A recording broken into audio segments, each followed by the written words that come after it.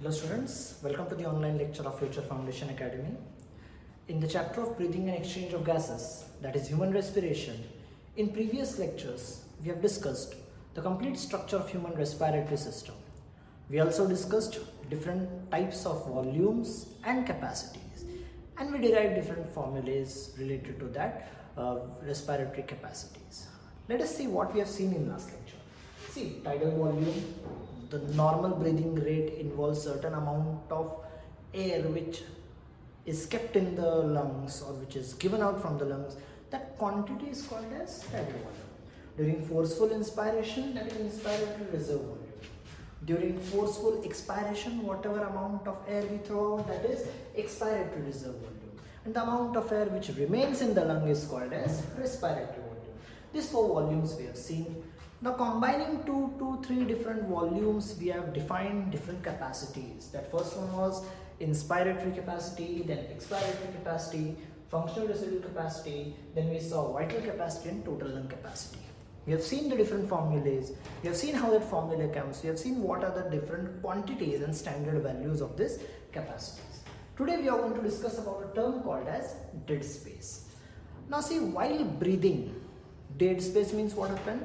While breathing, the amount of air that is not taking part in respiration, not taking part in exchange of gases. We have seen residual volume. In residual volume, whatever amount of air remains as it is, which is not participating in exchange of gases, not participating in respiration, that quantity of air where it remains, that space is called as dead space.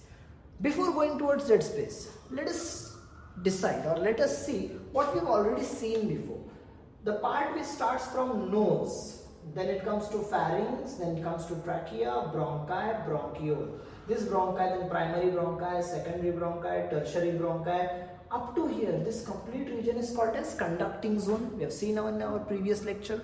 And then this conducting zone divides to form alveoli, means alveoli and all. This part is called as respiratory zone. So conducting zone and respiratory zone.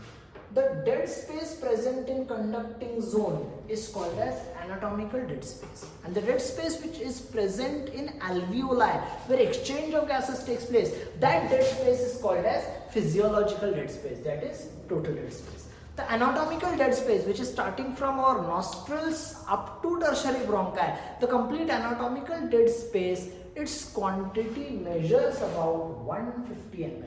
The dead air remaining in that cavity is nearly 150 ml.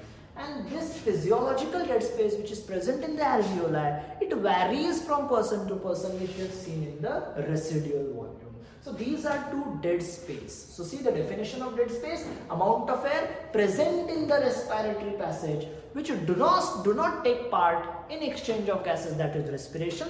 That remaining part of air where it remains, that area, that location, that part is called as dead space.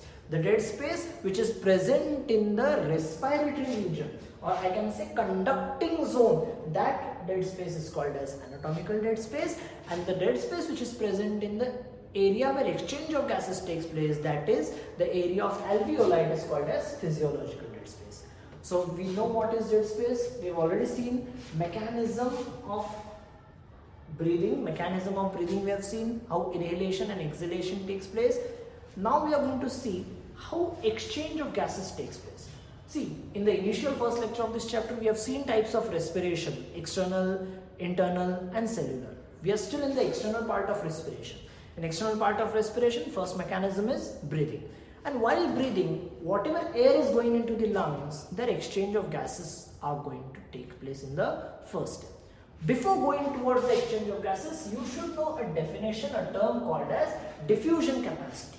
What is diffusion capacity? Diffusion capacity is a volume of gas that diffuses through the membrane per minute for a pressure difference of 1 mmHg or 1 millimeter of mercury.